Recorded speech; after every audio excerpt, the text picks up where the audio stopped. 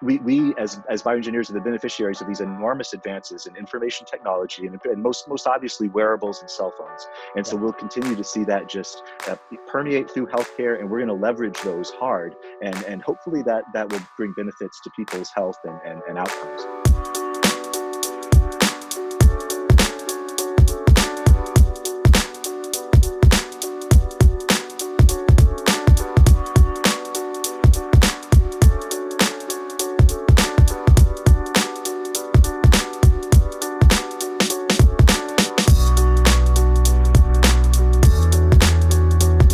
Welcome to the Brew. Today's episode is sponsored by Blackstone Launchpad at UCR, powered by Techstars, and the Office of Technology Partnerships at UCR. Today I have two fantastic guests from the Bioengineering Department at UCR. We have Will Grover, who is an Associate Professor of Bioengineering, as well as Robert McKee, who is the lecturer of the Bioengineering Senior Design class. So to get the show started today, I'm very excited to talk about a lot of these topics since they're very relevant to the current situation, COVID-19. But the first thing I really want to talk about is the senior design class at UCR for bioengineering, and especially how that's been shifting due to the fact of COVID-19. And obviously everything's online now, so senior design classes have to make a massive shift. So can you talk a little bit more about that, Robert, to get started? Like, what is the senior design class? What are the students expected to do in that class, and how it's shifted?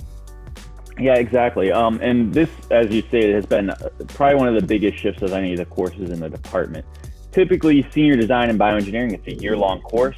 Students come in, they have to conceptualize their project, come up with what that device is going to be, what need is it solving or problem is it kind of answering.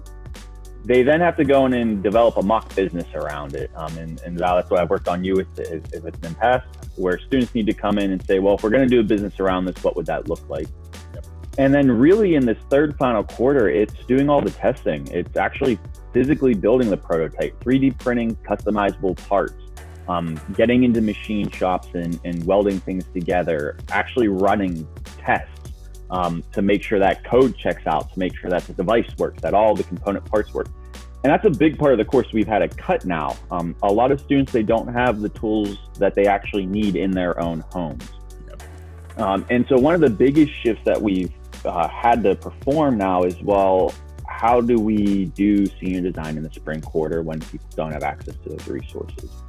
And really what we've decided to do is focus on those soft skills that are still really important in terms of getting a job, whether you're going into industry, whether you want to go into a grad program. And so one of the things that students now have to do is much earlier in the quarter, put together a full user guide and technical manual for their device. What all the parts are all the parts and components? Technically, how do they all fit and work together? What function are they performing for the device? As well as put step-by-step guidelines together so that when they have their final prototype and they were to have a user for that, they can go in and say, well, here's exactly what you would do to put our device together, to turn it on, to use it, to shut it down safely, to calibrate it. And so we're having them do that with the device as much as they've gotten done through the last 2 quarters. And then they have to do the same kind of assignment, same documentation for whatever they would envision their final prototype to be, right before it would start going to market. And then in between, essentially what they need to do is come up with a document that's their plan. Yep. And they have to do their plan on 2 different pathways. The first pathway is saying, well, let's assume we still had access to all of those resources, right? The personnel, the machine shops. What would that pathway look like? What would our timetable be? What tests would we perform? And then on the flip side is, given the current scenario, what is your contingency plan? What simulations could you do? Are there other tests that you still could perform? What are the necessary pieces of software you would need to run those tests? How can you do as much as you could remotely? And I think this whole idea of contingency plan is something that I'm going to want to build on going forward in the future. It's something, to be honest, I didn't think about too much, but it really is important for any business, especially a startup. I mean, we're seeing this even with the labs on campus, to have very good and well-defined contingency plans in place. So you don't lose efficiency, you don't lose productivity when something comes up on a scale that's out of your hands, right? Yeah. No one business 6 months ago could have predicted that we would have been going through COVID at this point in time, even though the experts were saying, hey, at some point we're going to have one of these. You know, you should start planning for it, make sure these things are in place. It's really necessity that sometimes gets progress done and makes those changes. So that's one change I want to make carrying forward. And then what we're going to do is mock experimentation. And so once the students have their final prototype document together, they're going to come to myself and the TAs and they're going to say, here are the set of experiments that we would run to test our device. And so while this is more of a thought exercise, we're still working on those skills of being able to put together a detailed experimental procedure. What are your controls? What are the statistical analyses you perform? And doing that in an iterative fashion as well. So that's kind of where we're taking senior design now with the whole COVID-19 crisis. Okay. And then I'm very interested to hear kind of from both of you guys on some of the projects. I don't know, Will, how versed you are with some of the projects in your design. I'm sure you are kind of having touch points with them. But have you guys tried to have them shift maybe their purpose of those devices that they're trying to develop or their services based off of COVID-19 and providing more necessary, like finding kind of that gap that COVID-19 has created and making the bioengineering senior design project more aligned with that? So I do think that's one thing that we haven't seen as much of. Typically, again, a year-long quarter, most of the students are 2/3 of the way through. They've already written mock grants, kind of put together what a company would look like resolving around this. And so I didn't want to have them recreate things from scratch for a whole new device. Now, that being said, I think this definitely opens up avenues for new devices or what students might be focused on coming in next year. Yep. It would never have been on my mind for a student group to come in and say, hey, we want to make up some kind of a viral detection system where we can detect particles in the air or anything like that. Now that's kind of in my background as well. If a student project comes in and says they want to do that next year, fantastic. One of the big issues with the senior design course is often getting students to think about what a successful project would be. Yep. Does it fit kind of the senior design criteria? Is it something that can fit within the budget they could do within a year? I think now, looking at the kind of this pandemic and how much it's influenced everyone, I think that is going to drastically affect going forward what types of projects we come up with that students take on. So I think the bigger change will be seen there in the future more than right now. Yeah. Had this had been something that happened start of winter quarter, I think I would have tried to push maybe a couple more shifts to a actual kind of viral or pandemic-based project, whether it's a societal element, a scientific technical element. But no, not too much for this year in terms of the topic. Okay.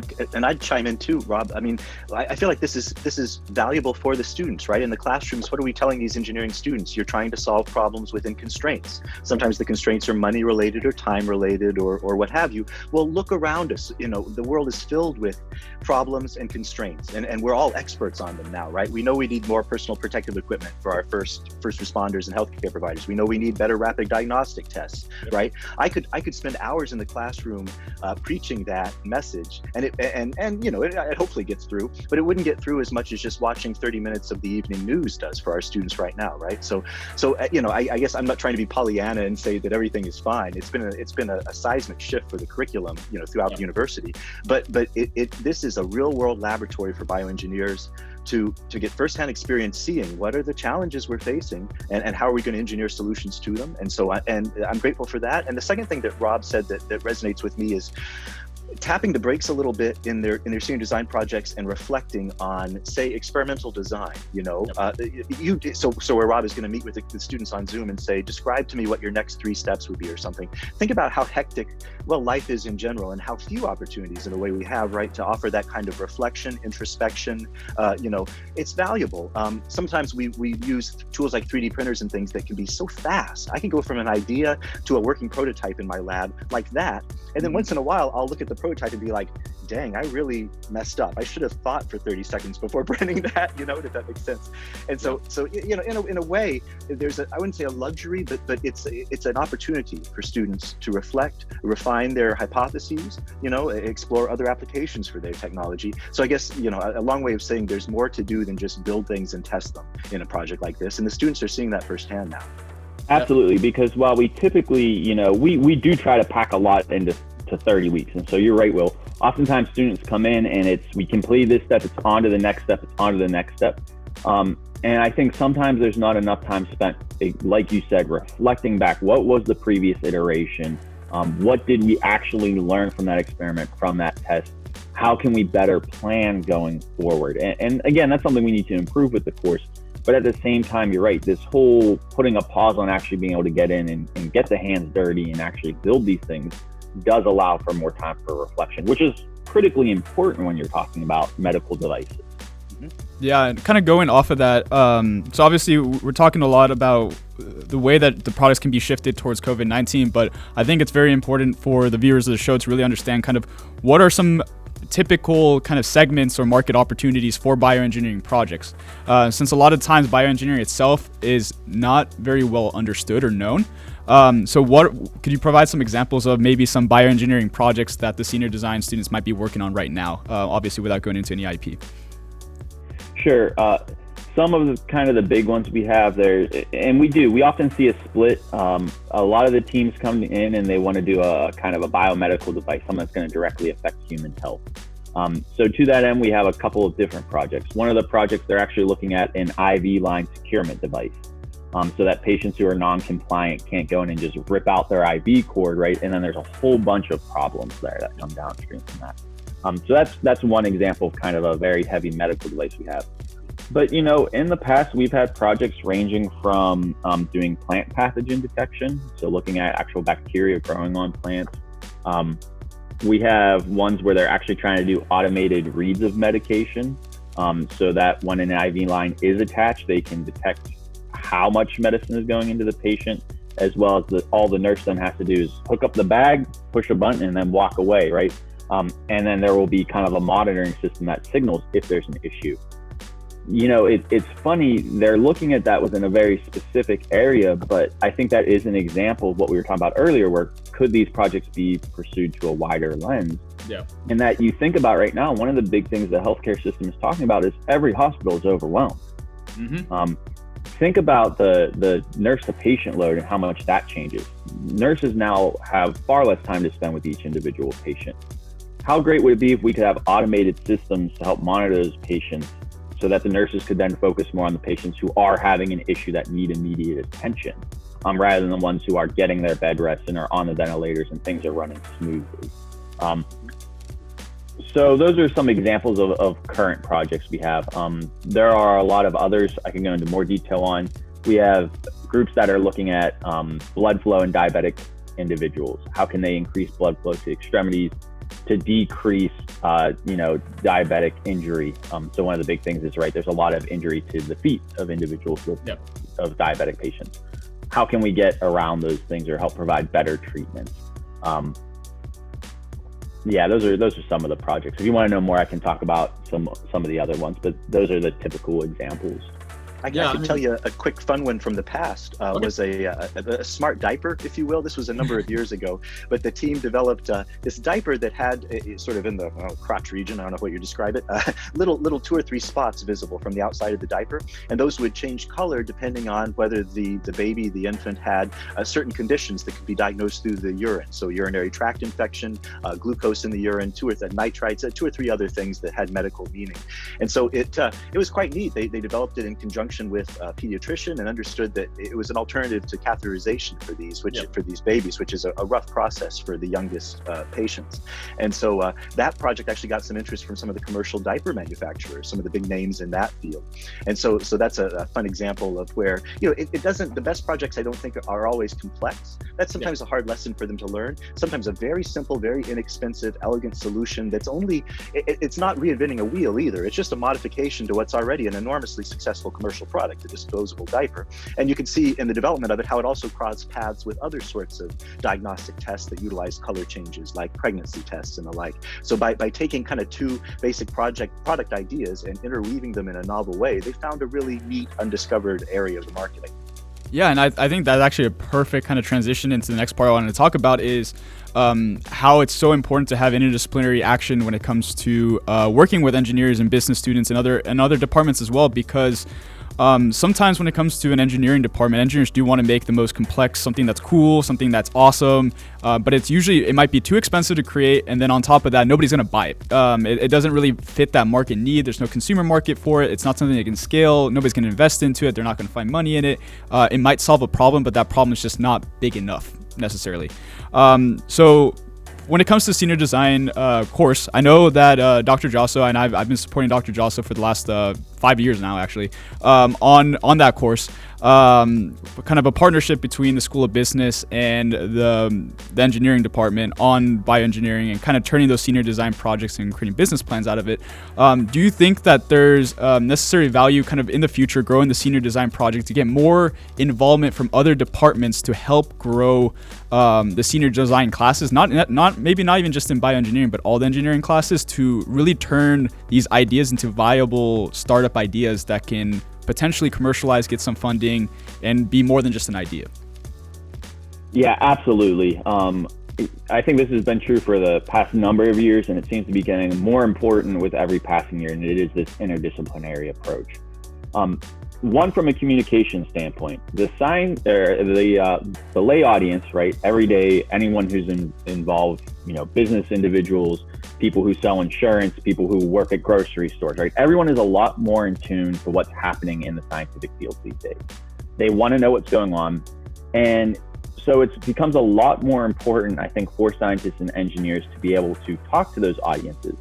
These are people who they're smart, right? But they don't have the typical 4 years in an engineering or science program, maybe plus some graduate work.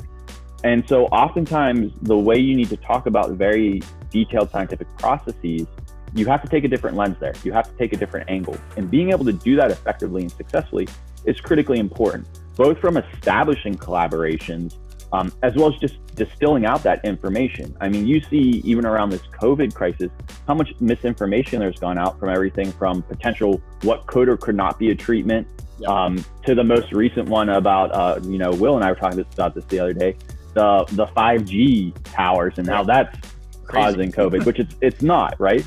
So even those types of things, right, can very easily become morphed into something that they're not or misinterpreted.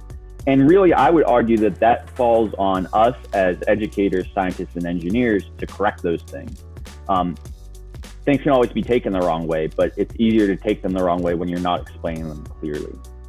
And this is a skill we try to work on. This is one of the benefits. So the teams work with business students in the fall quarter. They can also learn things from those students as well. Our engineers don't know anything really about how you build a business, what considerations go into there.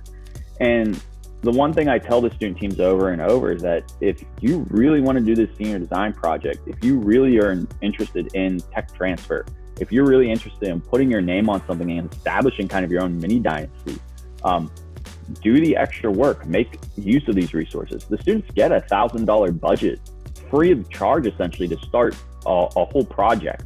That can be the basis for then showing data to get better funds. The most successful groups I've seen, and I think this will be true going forward, are the ones who really throw themselves into senior design. They really invest in it. And what I mean by that is they're not only doing the assignments for the class, they're not only meeting with their faculty advisor to talk about the project, but they make use of these other resources we have on campus, such as Blackstone Launchpad. Again, 30 weeks is not enough time to go over all the scientific details of how to do design, to go over in detail how to build a business, to how to do intellectual property negotiation. We just don't have the time. We can give them a little overview of all these things, and we launch into, medium level detail on some of them. But also the successful teams are the ones who go out and talk to other departments. I have one group right now this year, one team, that they've reached out to professors in the psychology department. And so they're working on an inhaler device. And so they went and talked to one of them about, the psychology of someone who's having a panic attack or can't breathe. There's another team that reached out again to the psychology department just about kind of tactically, how do individuals respond to different types and shapes and sizes of devices and medical devices and holding them? What is comfortable, what is not? And how does that perception of comfort affect the use of a medical device? That's something amazing that we would never have time to cover in senior design, but makes the biggest difference when you're starting to talk about marketing, when you're starting to talk about investing. If you hand someone something with blocky edges versus something that is contoured specifically to their handset, I think we can all be like, obviously there would be a preference there. But to actually be insightful enough to say, I need to reach out to other experts to get this information and to take the initiative to do that, that's what really sets the successful A+ teams apart from the other ones. Yeah. Okay. Well said. What you're describing is a bigger microcosm of education, of higher education in general. It's hard sometimes, the freshmen coming in, you're out of high school, you've been told step 1, do this, step 2, do that. And if you complete all those steps, you'll get your degree, you'll hopefully go on to something good next, and that's good. And when you go to university, of course, you have to still tick off all of the boxes about attending the classes and completing the assignments, etc. But I try to tell our freshmen, I'm the undergrad advisor for bioengineering as well. So every year the new freshmen come in and I get to try to spend an hour giving them, pearls of wisdom that are dubious in quality. But one lesson I try to tell them is, that's not enough. It's not enough just to have your little day planner and be like, this is my class schedule, these are my homeworks, and I'm going to tick all those off, and somehow that's magically going to prepare me for everything I need in the next phase of my life. A university is an enormously special place for all of the other opportunities that this environment brings to you. The University of California at Riverside and any of the UC campuses are the same way, right? And so I'm sympathetic because the students don't have infinite time. You still have to prioritize the classwork and all, but to get involved in undergraduate research, to walk to that other side of campus and talk to some of those experts that Rob was describing, even just meeting those people, you never know when you'll need that insight from psychology, from plant pathology, from all these other fields. And it's extra true for bioengineers because, for better or worse, we're valuable. We're one of those players on a team that can play multiple positions, and we're not limited to human health. Certainly, we focus often on human health, but sometimes a team will be interested in developing a disease diagnostic, for example, and they'll come to me as an advisor and say, "Hey, we want to do this for senior design." I'm like, "That's great. You're going after a human disease, maybe a bacterial pathogen or something. How are you going to test it? Are you going to find individuals with that disease to actually test it on? Do you have the human subjects approval and all the regulatory, compliance?" That's a tall order, right, for a 3-quarter long, part of the year course. But if you pivot slightly, go talk to the plant pathology folks on campus who are interested in bacterial infections of plants. They can give you samples. There's no longer the regulatory burden that human health brings you, and you're solving an important problem, right? Trying to protect our agriculture, which does ultimately improve human health, right? And so those sorts of interactions and widening of your sphere of exposure at the university are very special. And so how to give, if I had one piece of advice to give any student coming into the university, it would be that. How do you try to cultivate those relationships, because you never know when you're going to need them. And after university, they're harder to come by too. University is a wonderful melting pot for those experiences, right? And so you're going to bump into these people whether you know it or not. You might as well take advantage of it. Yeah, definitely. And I think the one thing to consider when it comes to that is when you are building a startup team as well, is you do want different skill sets for the team. Because if everybody has the same skill sets, that company is really not going to go anywhere, because you're going to butt heads and focus maybe on one element too much instead of focusing on all the different components. So by students actually reaching out, working with different departments, with different students, they can find that team once they are ready to kind of move forward with that idea. Some business students to maybe lead the marketing and the strategy development, the business development, some subject matter experts from different departments to focus on what you're talking about when it comes to testing and understand the behind the scenes psychology and all that. And then obviously the engineering team sometimes might need some computer science students. And that was actually the one thing I was going to ask is, do you think now, because of the fact that we are really quickly shifting towards technology, that bioengineering students, for example, do need more computer science students maybe on their teams or supporting their functionality to some of their ideas to actually become, turn into fruition? Yeah, it's not a it's interesting to see how the projects develop. There's like the diaper example. I mean, there was no programming, there was no technology to that. And I'd argue that was actually one of the strengths of that project. But to be sure, the other thing feeding into what you're saying is the ubiquity of Arduinos, Raspberry Pis. These things that the barrier to entry to them. My 3 sons are playing a program, are learning Python and programming on Raspberry Pis and things as we speak downstairs instead of going to school. So. So in a way, you're right. And so the ubiquity of those things has made the entry into that easier than it maybe ever was for bioengineers, so that you don't have to have a formal CS training to get your feet wet in it. And we certainly require our students to have CS classes and experiences as well in bioengineering. But that being said, I'm not we can't do it all. And there absolutely comes a point where, yes, knowing we have a really outstanding computer science department across the street, and we can reach out to them, not just for our undergrads, but for even me in my research lab. I work very closely with computer scientists, and it's a wonderful, CS, it's a Swiss Army knife, isn't it? To know someone, to have a friend that has that background, something that could take me a month to solve, they could have someone help me and solve it in half a week. That's enormously valuable for everyone. Yeah, definitely.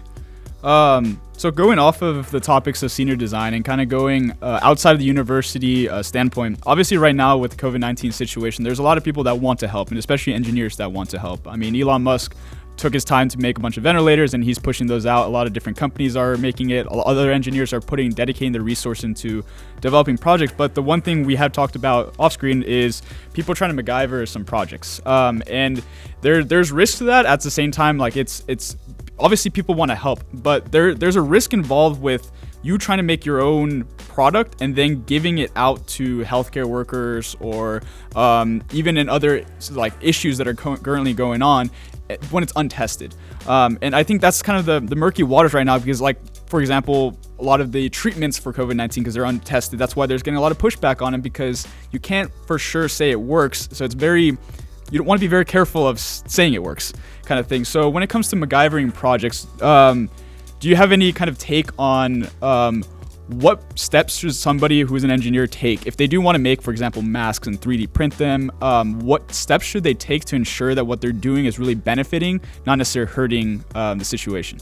Well, I was going to say, I'll take a stab at it just because I'm probably personally guilty of some of what you're describing. So right now, one floor below me in my garage are two 3D printers that are cranking out, almost 24/7, the little plastic frames that are then used with a piece of plastic sheeting to make face shields for folks in the health professions.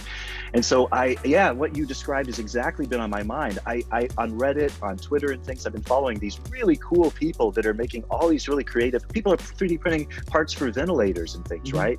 Even whole systems for use like that in the ICUs and things. And you're exactly right. It's thrilling that there's this, like you say, MacGyver mentality, and people are trying to do this grassroots brainstorming of these solutions, and also terrifying that some of these things aren't being done by professionals, remotely. And so how do you make sure that what you're proposing isn't worse than what it's trying to fix? And so that's been hugely in my mind. I've had these 3D printers downstairs for a little while, and wanted to do something to help with the pandemic.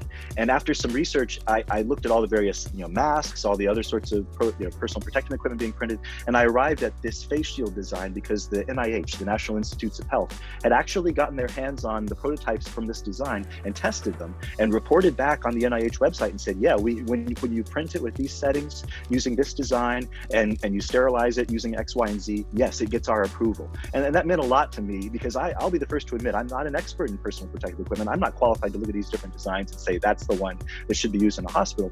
But seeing that the experts at the NIH weighed in on it gave me a lot of confidence to try that design. And so I've printed now a little over 100 of them, I think, and have delivered them to the Riverside County Public Health folks, who checked with their doctors before basically giving me the go-ahead to print more, and got the confirmation that the particular part and confirmation they felt like was useful to them. And that meant a lot to me. If it weren't for that kind of feedback, I wouldn't be doing anything personally, and I'd probably advise folks to do the same thing. But insofar as they can, it helps to reach out down the supply chain and confirm that whoever you're preparing these things for, it's actually up to what their needs are. It's another message for the senior design students, right? We think we know what the problems are in so many fields, right? But if you're not an expert in that field, sometimes just sitting down with a doctor, a nurse, a dentist, a plant pathologist, whatever your field is, sit with them and find out what the problems they really face are. Just because you think you know what a nurse might face or something doesn't necessarily mean that's what's on that individual's mind. So that's customer discovery, I guess. That's something that's taught in some of the entrepreneurship resources at UCR as well. But it's absolutely true. And to finish the thought, it's true of folks that are aspiring to MacGyver medical equipment at this point. They need to make sure it's really what the end users need. Definitely. Yeah, and I think, or rather I speculate that this is stems from the advantage of the patent system we have here. A lot of those masks, if there were patents for them, well, when you submit a patent, you have to disclose the full technical details, the dimensions. So now people can go in and find that information more easily. I agree with Will. I think some of it really depends, well, what level are you doing that MacGyvering at, and what are the potential negatives that can happen? And again, I think assessing those from an interdisciplinary lens is very important. Obviously, the difference between MacGyvering a mask that someone is going to wear to help reduce the spread of the infection is a lot different than proposing a new drug, or me mixing some things up that I got on Amazon on my counter and taking that to bolster my health. Those are two very different things. The chances for off targets of a potential drug treatment is much higher than I'm wearing a mask that might not fully prevent me from getting the virus particles and inhaling them. Yeah. This is one of the kind of cons that I heard about people even going and sewing their own cloth mask to wear, is that it gives people a false sense of security.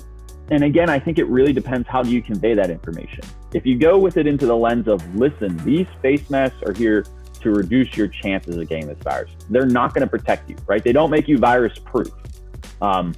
So I think as long as you're still employing the same social distancing factors, right? You're still being considerate about washing your own hands, about not going into areas of high risk, as well as packing on your own homemade mask. I think that's purely acceptable. I think what that helps people do is, for individuals like me, well, I can quickly sew together a piece of cloth, put some rubber bands on it, and wear that when I'm going out for my jogs or my runs. And then that decreases the number of people who are buying the face masks that the medical professionals do need, those individuals that are at high risk, right? And so I think that's where the pro lies. Certainly, you still have to do social distancing. You still need to do all those things as much as possible. I think it would be foolhardy for people to say, oh, yeah, I'm wearing a face shield, I'm now safe from the virus, right? I would, throw back at that individual to really think about how this virus spreads and what those devices are doing. But that being said, I think the fact that we are seeing people get involved who have 3D printers at their houses and trying to help out, I think that's huge. I think that speaks to the altruistic nature of our society, with people helping each other out. I think it's something that I would like to see moving forward, even after this pandemic settles down. It's a shame on one hand that we don't have the national resources for the government and the companies to just be producing these things. On the other hand, I think that's a big strength of our society as well, that we do have people who are willing to step up. And as Will, even to kind of harken back to what Will said, the fact that medical professionals went in and assessed these things, right, to try and provide that guidance.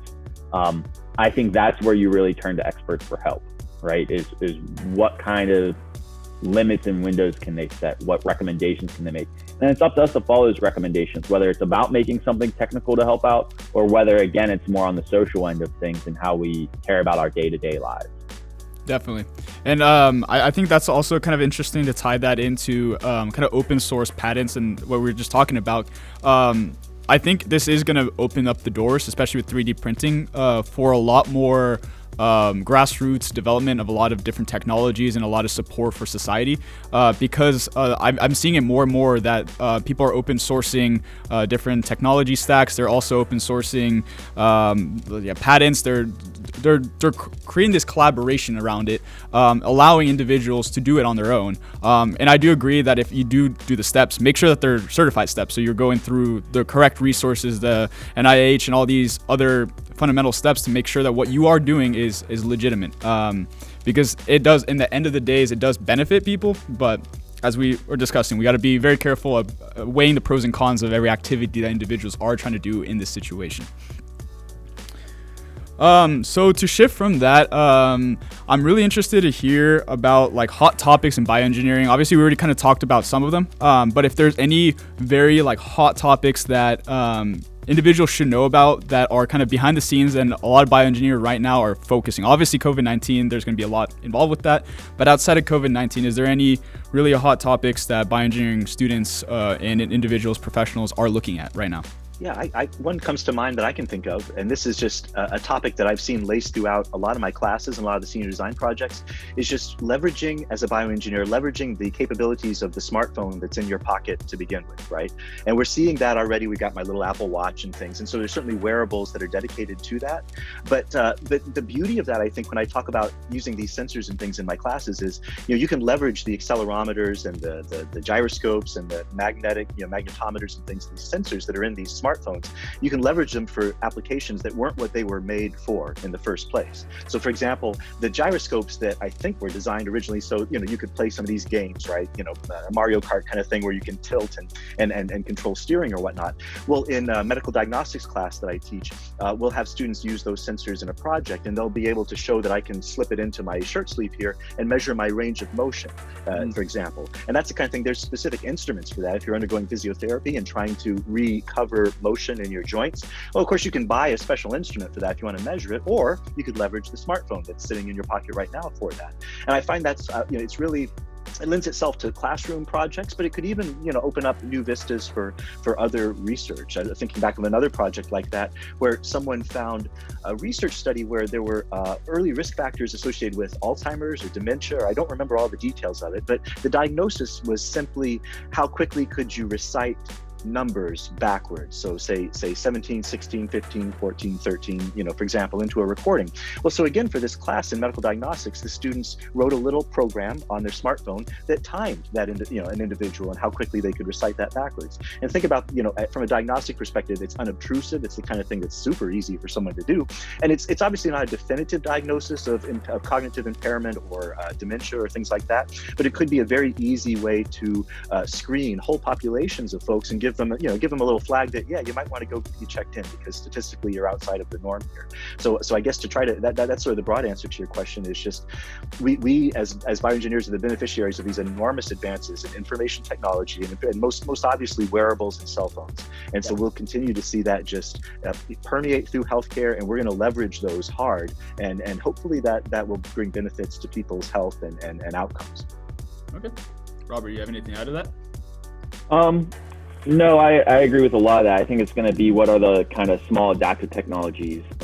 People are more interested in technologies. I think companies and projects that seek to get more people involved, that can do the little things to make day-to-day life easier. I think we're going to see an upshoot in those things.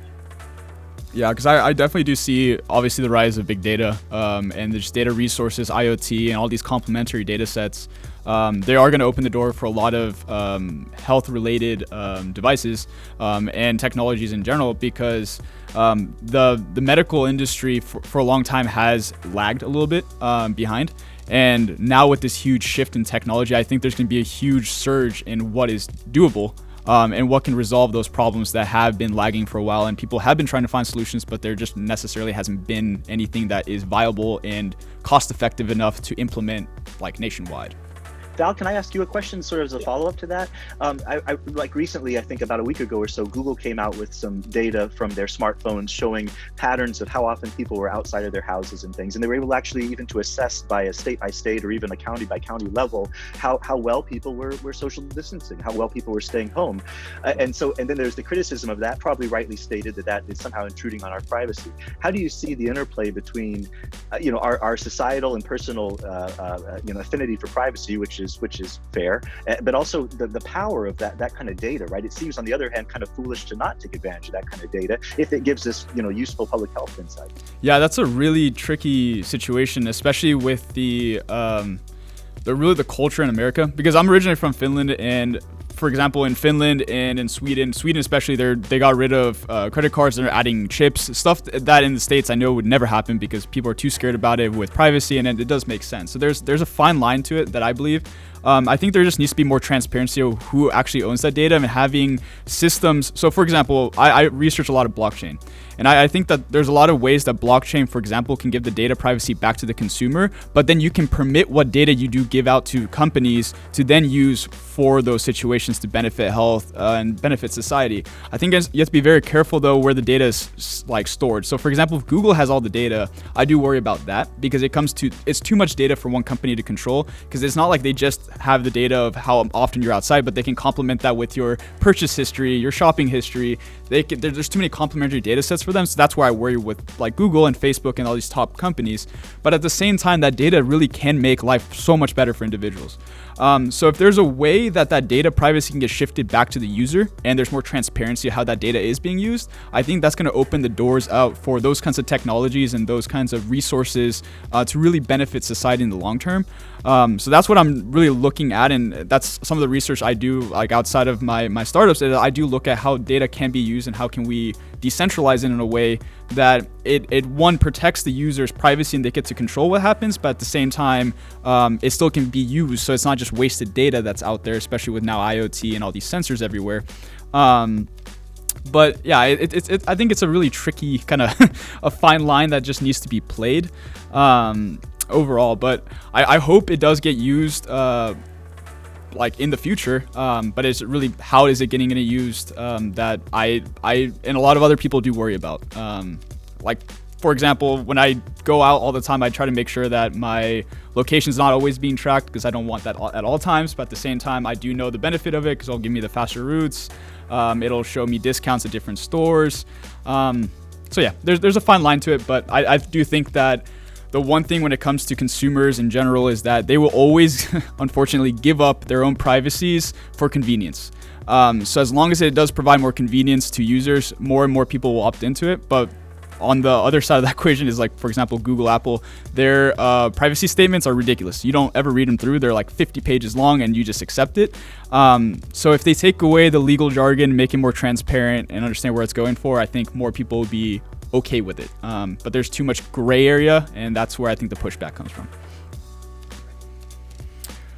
So kind of heading towards the last couple parts. So we did talk a lot about bioengineering as a whole, the senior design projects and startups. But the one thing I really want to close out with, especially since the show is sponsored by Blackstone Launchpad at UCR, and as well as the Office of Technology Partnerships at UCR, is really understand the resources that exist at UCR for startups. So a lot of bioengineering students, but not just bioengineering students, business students, and everybody else.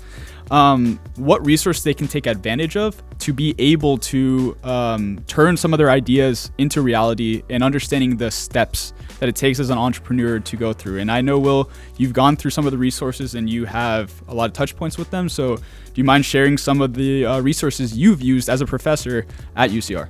Happy to. I'll say this, in terms of how pervasive those resources are in my experience at UCR, I'll say this and I'll find out someone that didn't, but I think every grad student that I've had go through my lab since I've been at UCR since 2012 also went through the NSF-sponsored I-Core program that the Office of Technology Partnerships oversees at UCR. And so I bet your viewers are familiar with NSF I-Core, but if they're not, right, NSF sponsors research, of course, but they also sponsor and are interested in trying to see the technology that they fund the development of also translate into industry, to start new companies, to employ people, to increase the global competitiveness of the United States, and et cetera. So it's a win-win when things get commercialized. And so all of our researchers, all the researchers in my lab, my grad students, we're motivated by the science and the engineering of what we're trying to solve, but we're also practical engineers trying to solve problems. And just like I think Rob and I think all of us have said this up to one point, man, the worst reason for a business to die is because no one wanted to buy what the product was. And yet when you go through the I-Core process with the various entrepreneurs and residents that you work with in the Office of Technology Partnership and the I-Core program, you learn that's like the number one reason that new startups die. And it's so hard for us because the technology that comes out of my lab, and this is true for the students in senior design too, man, by the end of it, they love their tech, right? They've put blood and sweat and tears into it. This is world-changing tech. How can everyone not love this? They should be throwing money at me, right? And then you do a little customer discovery and you realize, oh crap, I've been going after the wrong problem the whole time, right? I should have known that earlier. And so, and I've been guilty of that in my career more than once. And so the what I've learned from my involvement with the Office of Technology Partnerships at UCR is that, ideally the customer discovery, the understanding the needs, the wants and needs, the pain points of the people that you're engineering the solution for, reach out to those people early and often, right? It will make, even if you're not going to commercialize the work ultimately, it will make the quality of your science and engineering far better, right? Because you'll have their insights into it. You'll know you're solving things that actually matter. And it is the first step toward actual successfully translating this technology out of the university and into something viable, which again, if you're an engineer, right, the end of the line isn't us writing a paper about what we did or getting a grant, funded about what we did. The end of the line for successful engineering is it gets in the hands of the people that need it in this country and around the world and makes their lives better, right? And solve some sort of problem they're facing. And that's extra true in biomedical engineering, which is our field, me and Rob. So, long-winded answer to your question, but the resources that the Office of Technology Partnership provides help you at every step along that way. And for that, I'm very grateful, and I've totally integrated it into my research lab and my graduate students. And Rob can comment about some of the bridges he's building between the curriculum at UCR and that office as well. Definitely, yeah. Love to hear. Yeah, so the first thing I want to say, and I don't want anyone taking what I'm about to say wrong, iCore is a fantastic program. I mean, if you really want to get into the entrepreneurial mindset, understanding how you can take technology and actually turn it into something and get it to the people who need it, I don't think there is anything better than iCore right now. Yep. They're very focused. They have very talented individuals running and building that program. Not only those individuals talented, but they have a fantastic network of experts and people to help link you in and connect you to those links that you need, those resources you need, personnel and otherwise.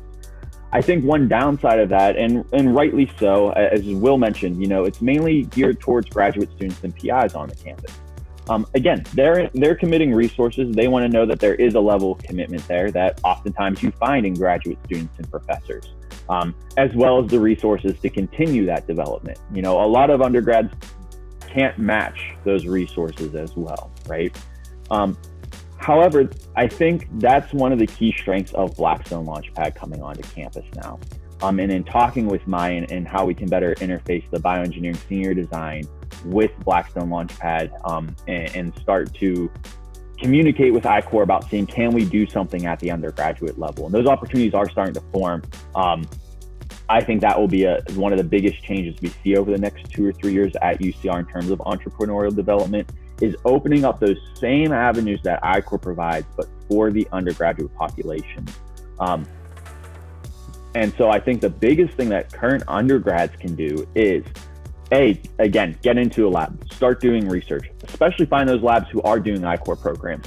Even if you can't attend directly, and Will, correct me if I'm wrong, I'm sure that those conversations come up then at lab meetings or project meetings, right? And you can start gaining exposure that way. You can ask questions to facilitate that process, so that then when you're now a graduate student, you already have the backbone information and you can really jump in and be more productive. The other thing I would argue is get involved with the Blackstone Launchpad. I tried to tell students this about the MES as well. Don't just be an individual who just goes and sits there and does nothing. Get active, get involved, ask questions. There's no reason, one of the big questions I'm sometimes asked when I go to student groups and I'm talking with them is, well, what if we're really interested in this whole tech transfer idea? What if I want to get really involved in this process, but I don't have an idea? What do I do? How do I get involved? Well, chances are over the course of your undergrad career, you're going to start to build a network and a technical background. That's what you're here for, and that's what you get. By going to these Blackstone Launchpad meetings, it's only going to be a matter of time till someone else comes in and says, hey, I have an idea, but I can't do this on my own. I need other people. Well, if you've been going to Blackstone Launchpad, you start as a freshman or a sophomore, and you just go and you listen, you start to learn who's all involved with that, right? Start building a network. Then when those other individuals come in, you're going to seem like a perfect candidate because they're going to come in not knowing much about the entrepreneurial backgrounds. And you'll be able to say, oh, well, have you considered X, Y, or Z? And all of a sudden, not that you're an expert, but you know what you're talking about because you've learned it from the experts. And then you're going to be a more appealing candidate for them to want to work with. They're going to be like, wow, this individual took the initiative to come and talk to me. They've been learning about this stuff. They have that background. They're also in the engineering school, and so they have that engineering background I would need. Wow, what a match, right? And so I think that's one of the huge benefits, both from getting the engineering students who have ideas, the entrepreneurial resources, because that's outside of our curriculum right now, again, a little in senior design, as well as matching them to individuals who do have the ideas but don't have the technical backgrounds. And so I think that's one of the two biggest advantages that's going to come out of this Blackstone Launchpad, as well as a myriad of other things. Maya and I are talking, we kind of have a brain trust. There's more people involved than just the two of us about how can we start bringing elements of iCore into senior design. Yep. How can we use Blackstone Launchpad as a bargaining chip to go out and talk to companies in the air and say, hey, look, this is another resource we have. So if you come to now our engineering program with a project idea and let our students work on that, our students aren't going to just work on the technical aspects. They also have these other resources they can pull from to really develop this idea. And so again, I would say to anyone who's interested in getting involved with that kind of whole, how do you take a project from the scientific world, how do you develop it scientifically, go through those iterations, but also how do you do the entrepreneurial aspect? Blackstone Launchpad for the undergrads is certainly where it's at. And going through those processes, again, it takes extra effort, right? And time is important. You're going to have to go to the meetings. You're going to have to do more than it. Hang around and talk to people. Do some of your own research, on Google afterwards. But again, it's the individuals who really put the efforts in, right? The more you put into your college experience, the more you get out of it. And this is, I think, an experience that's going to be worth putting the time into, this Blackstone Launchpad. Yeah, and I think it's also very important to note that if you're very interested in entrepreneurship, it's not an easy road to take. So it does require that extra push. It requires you to literally network with everybody, talk to as many people as possible, join as many events as possible, learn things that you never thought you learned before, because in a startup you're not going to have a full functioning team to be able to do everything. You're going to have to do a lot of different aspects of business, product development, and all that. But then going back into the resources, iCore definitely will teach you the fundamentals of customer discovery and what you need to do to get started with a business, learning lean startup methodology, which is so important, and not necessarily just for startups, but if you work at major tech firms nowadays, they do that with micro teams for their new product development. So you're going to have to learn those skill sets anyways. And then going into Blackstone Launchpad, since it is powered by Techstars, you do get, if you do request it, you can get mentors from Techstars, which are professionals in the industry that are doing what you are trying to do.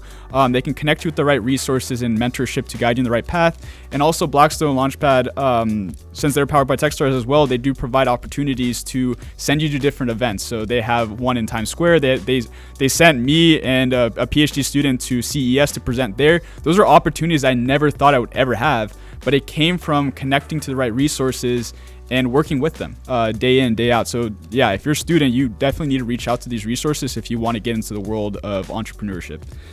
And yeah, and we're seeing that with one of the teams this year. Again, they were a go-getter team. They really stepped up to the plate, both for the curriculum requirements in bioengineering and senior design. They were knocking out all those things, but they've also been making full utility of those connections in the Blackstone Launchpad, as well as the resources there.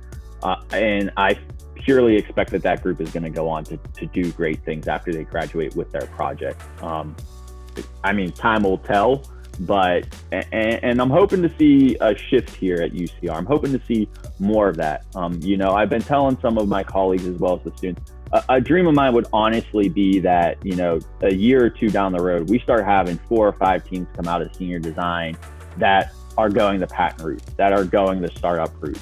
And I think that starts with, you get a little $1,000 budget in senior design, going to these Blackstone Launchpad groups, because they also have the ties into these other national competitions and regional competitions, where that's where the big bucks are, right?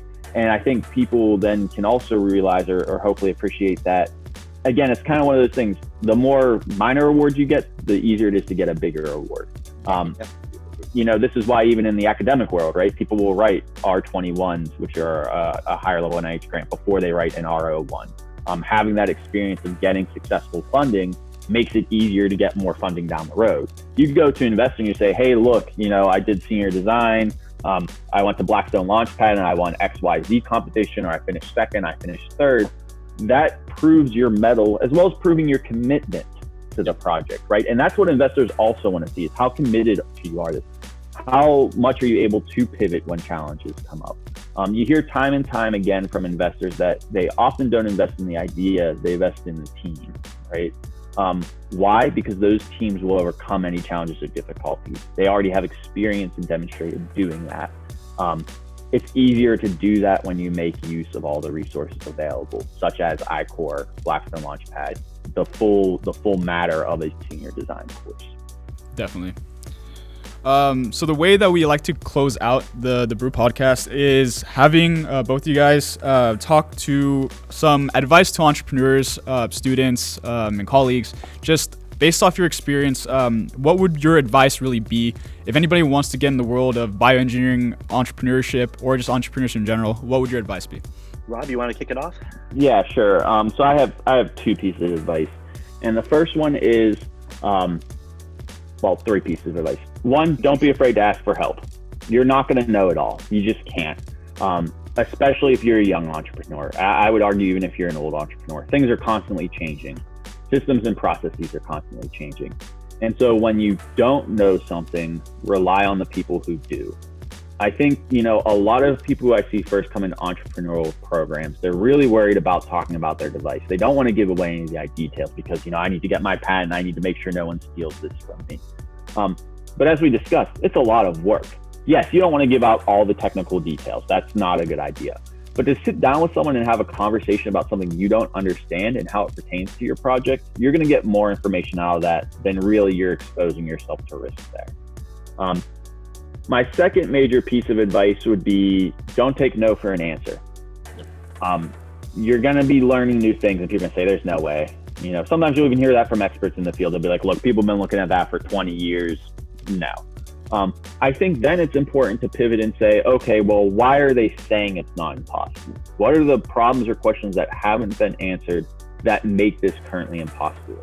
Can I start or can I do something to answer those questions? Because if you take that route, all of a sudden the impossible becomes possible. What people were saying couldn't be done, you say, well, why? You answer that why, and now you're ready to move forward. And you're the one who's done that. You're at the forefront now. The other phrase you often hear is that successful people take advantage of every opportunity. And that's true, but I think truly successful individuals make their own opportunities. And to do that, you have to be diligent. You have to be hardworking. You have to be willing to meet people where they're at and always be surveying and asking, how can I help? Right? If you are attending seminars, lectures, Blackstone Launchpad meetings, and you go in there with the attitude of an open mindset of saying, A, I don't know it all, so I'm going to ask for help when I need to. But B, where are other people who could use my technical expertise? That's how you build a solid network. That's how you get involved with more of these things. And it's going to increase your chances of success because then down the road, when you run into a problem, so-and-so who you helped with a problem is going to remember that. And chances are they're going to be willing to chime in and help, whether that's with an opinion, whether that's with their technical expertise, or even with a resource. People do notice hard work and people are willing to reward that hard work. But you have to be at the position to actually be willing to do that. Yep. I think that's great advice. Will, how about you? It's well said, Rob. It's better than anything I can say. I'm trying to think back to advice I've been given. I remember my PhD advisor saying something along the lines of, it's okay to fall in love with your ideas, but don't marry them. I don't know if that's a thing or if he made that up or not, but it's come to mind a lot. I think it's true. And again, it's another thing. Customer discovery. I've been through the I-Corps program for several of our ideas, several of our inventions, and some of them I think we've learned from customers there was a need from it for that technology, and some we've learned there wasn't. We were barking up the wrong tree. And the sooner we learn that, the better. And so that's an example of where your ideas are so precious to you, you love them, but keep a sort of impartiality to them and always be willing to have that other input from other people, from subject matter experts in that field, and ultimately the people who would proposedly be purchasing your idea, the possible customers, getting feedback from them. And it's just so, the earlier you do it, I don't see why not, the better, right? You're just going to learn, it's just going to make things better, even if you're not commercializing it, even if you're just trying to do a project for a class, or just trying to do a research project in a research lab like I do. And I guess the second thing coming to mind, again, we sort of orbited around this a fair bit today, but just the opportunities for widening your sphere into other application areas than what you set out to do. I love the university environment. If they let me, they're going to find my dead body someday when I'm 80, in my office slumped over, because I love UCR. I love the academic environment. I love having conversations with folks like you who I would have never met except for my involvement with UCR and the support of OTP and everything else going on in this conversation. And so, for folks that are in that environment, college is so tough. It's overwhelming. You, especially in something rigorous like the STEM fields, our engineering students, man, they're burning the midnight oil and they're having a hard time. I admire them for pulling through it. But there's all these other resources, be it Blackstone Launchpad, be it the I-Corps program, and be it something mundane like I went and attended some lectures in the entomology department at one point, right? So entomology, if folks know the term, right, is insects, right? That's the bug people on campus. Well, UC Riverside actually has one of the best entomology departments in the world, it turns out. They're on the other side of campus from me. And I learned in learning from some of the research from these entomologists that some of the technology that I developed in my lab for human health applications was actually really suitable for solving some problems with pollinators, with bees, which are important for our food supply, which are again important for human health in a roundabout way. And so again, it's a message that's sort of specific to bioengineers, because we are Swiss Army knives. We can be, we have tools for so many application areas. Actually, it's daunting. The challenge then is finding where do you want to plug in, because you could interface with and make a difference in so many different fields as a bioengineer. But that's true for engineers of all stripes, scientists, entrepreneurs. So, long-winded way of saying, what your idea is, your invention, your passion, whatever it is, go after what you see is the application for it, but always expose yourself to all these other areas. You might be missing the killer app in another field that you're not aware of. And if you're at a university or in a city like Riverside with opportunities like it brings with you, tap into those things, broaden that circle, meet people that aren't carbon copies of yourself. Right? Because those are the people that you'll get those insights from, those aha moments where you're like, wow, my original idea was great, but if I pivot and go after this, then suddenly we have something. So yeah, that's like lightning striking. I can't wave a wand and make it happen, but I know that if it's like lightning striking, I can spend more time on the top of mountains and I'm more likely to get hit by lightning, right? That's a poor metaphor, but you get the idea, right? You can do things that get you exposed to that community, and hopefully when the time is right, lightning will strike and it'll be good for you. So. Definitely. I think that's fantastic advice. I appreciate both you gentlemen for being on this show. We had a lot of insightful conversations, so hopefully a lot of students listen in and really understand what's happening in the bioengineering department and advice of what they should take if they're ever interested in entrepreneurship. But that's it for the Brew podcast. Once again, thank you gentlemen for being on here, and I can't wait to see what happens with the bioengineering department going into the future. Thanks. Yeah, thanks for having us. Thanks for having us.